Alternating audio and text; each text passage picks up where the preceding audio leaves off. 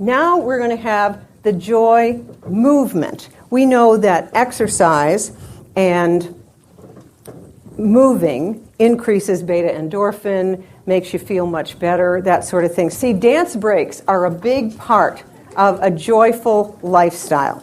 And I would do this. If you're a lawyer, do it in the boardroom. In the operating room, there's a lot of good music, okay? So surgeons do this. All kinds of good music.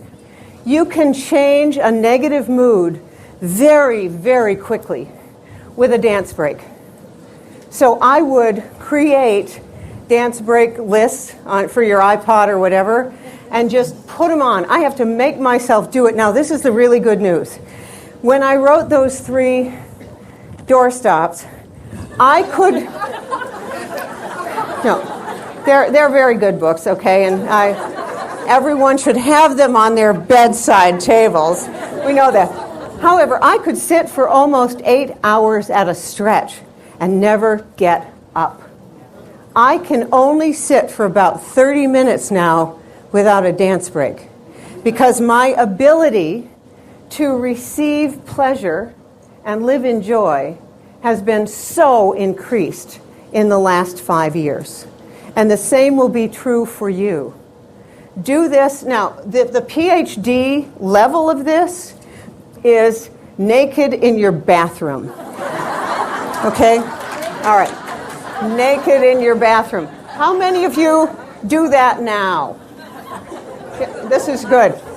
Okay? I knew this was my kind of... Thank you, Larry. Thank you. But, Larry, you do this naked, in a restaurant, for God's sake.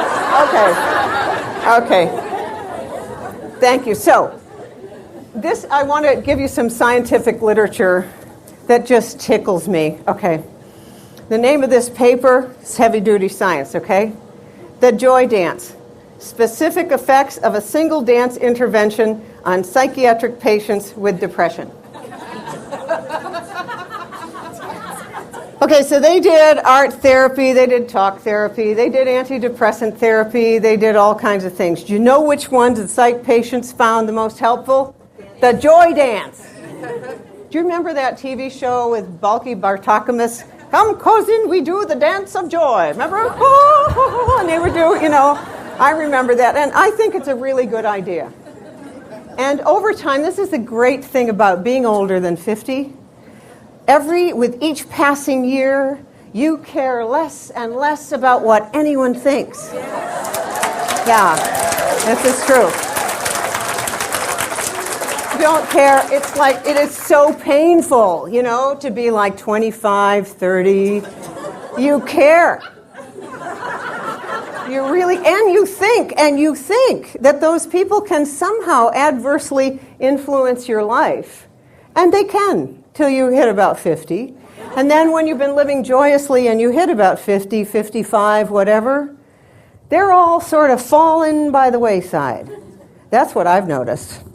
Yeah, a lot of my colleagues.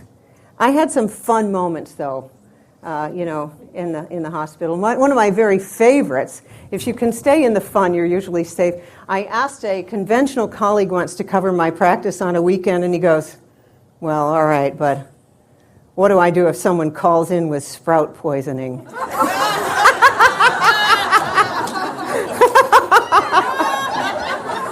Okay.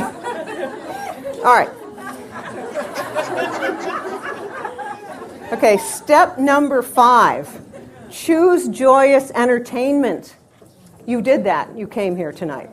Okay, choosing joyous entertainment. I remember when I went to see Sixth Sense, it was during that time, when I was alone and there was 100 feet of snow and, all that. I get home, so I see dead people. And everywhere,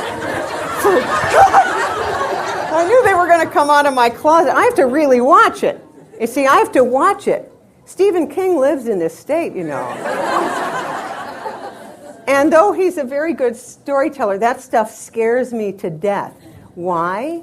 Because that's as real, that reality is as real as my reality. But it's not more real. Now, this is really exciting. There's a book called Power versus Force, and they point out that a positive person and a positive thought and something that comes from the heart and from love is hundreds and hundreds of times more powerful than a negative thought. So one enlightened person can neutralize 5,000 to 10,000 negative people. So you don't need to worry. So, I'm going to take the movie, what's that fantastic movie about the unwed pregnant woman? Juno, fun movie, very fun, uplifting, teenage pregnancy, makes it fun. I'll always go for that. See, the way I see it is anything worth taking seriously is worth making fun of. Always. You want to lighten it up, always. But I don't go see those other movies. I don't do it because I know what happens to my serotonin and beta endorphin levels and all of that. I'm a very sensitive person. I'm very sensitive, and I don't want to do that. So choose joyous entertainment. Don't get sucked in because you think that the other is important. It's more important to be depressed. It's very important. It's very erudite. If you are not depressed, you're ill-informed.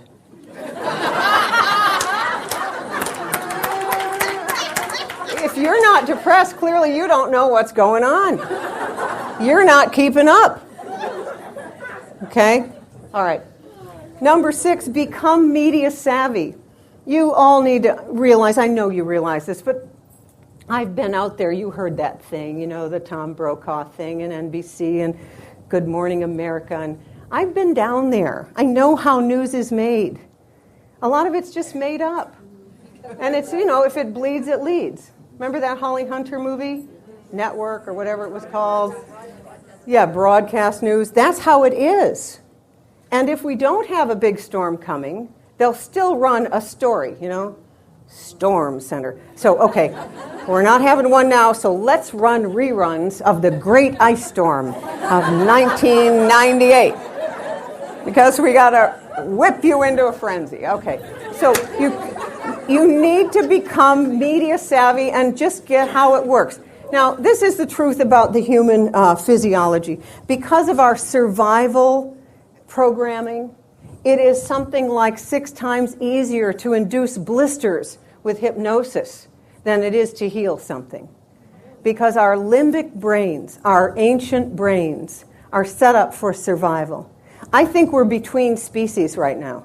I really do. I think that we are evolving into a lighter and lighter species. I actually think that we're becoming 2 species. There's the lighthearted people over here, and their lives are getting better and better, and they look younger and younger. I mean, Betty, you showed up tonight. So this woman was my patient for years and years, and she tells me she's 70, and it's like, what? Because you haven't changed 1 iota. See, because you're on that light path. I can tell. And I'm on that light path too, and then every year it gets better and better and better. And then there's those other people. And everything's getting worse and worse and worse. You know who they are. And I wouldn't spend much time around them if I were you, if you could help it. You could, maybe shove some food under the door or something. Okay. And that takes me...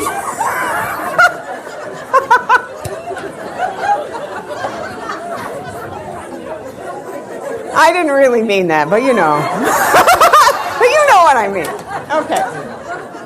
Okay, number 7, you've got to choose joyous company. You have to choose joyous company. And you need to, and of course what's going to happen is you'll feel guilty. Let me tell you how I choose speaking engagements. This will help you with your life. Okay? Anytime someone says, we need you, or these people need your message, they need to hear you. Of all the people on the planet, they need what you have to say. I'm not touching that with a 10-foot pole. I'm not going anywhere that's not fun, because Diane and I have noticed, and we've been doing this for 30 years, if it's hard at the beginning, it just gets worse. How you do it is what you get. If it's fun at the beginning, the person calls, it's uplifting, whatever. And by the way, it doesn't matter if it's some like big honking celebrity. If it's hard at the beginning, it's just going to be hard. That's the way it is. And then the next shoe drops, and the next shoe drops. It doesn't get any easier. This thing we did here tonight with Melissa at Leapin' Lizards was easy from the beginning. Thank you, Melissa. It was easy. So we did it, and it was always easy. Yeah. And, the Harasika Inn was easy. Easy. That's how you know that this is the right thing. It's easy. Of course, you'll have that addiction to suffering, and you'll think, this is too easy. I don't think I can trust this. I didn't break a sweat. They like me here. They're paying me. And it's on a good day when I'm not missing anything back at home. I don't know if I can trust that. See, so remember, you've got to be around joyous people and affirm joyous people.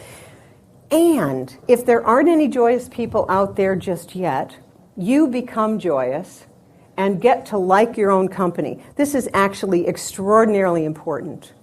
Your conversation with yourself, the one inside your own head, is the most important joy-filled conversation you'll ever have. It is the most important. You've got to like yourself.